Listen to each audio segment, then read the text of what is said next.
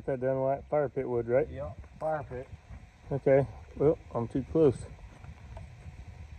Anyways, if you guys don't have Georgia Trapping and Fishing, go check him out.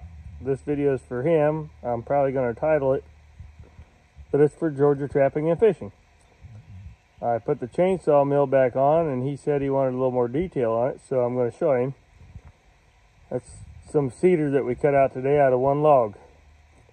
Nice looking lumber. A friend of mine was wanting a couple pieces.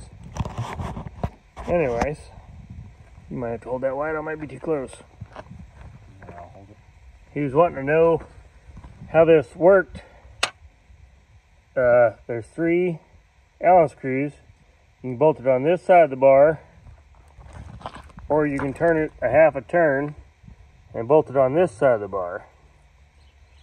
This adjusts from a 2x4 to a 2x6, or even smaller. You can use like a 1x here because you can move the bolts.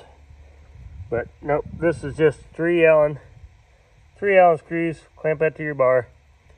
On the outside, whoop, my finger's there. On the outside or the inside. You can flip this around either way you want to use it. It's like 30 bucks on Amazon. Here, what? You demonstrate it. All I do is, that log wasn't very long, so I put 4 screws, right, White? 1, Yeah, 4. 2, 3, 4 screws, and a good straight 2x4. And then this just sits on here and slides right down it. It takes a little practice. Yep. Keeps it nice and straight.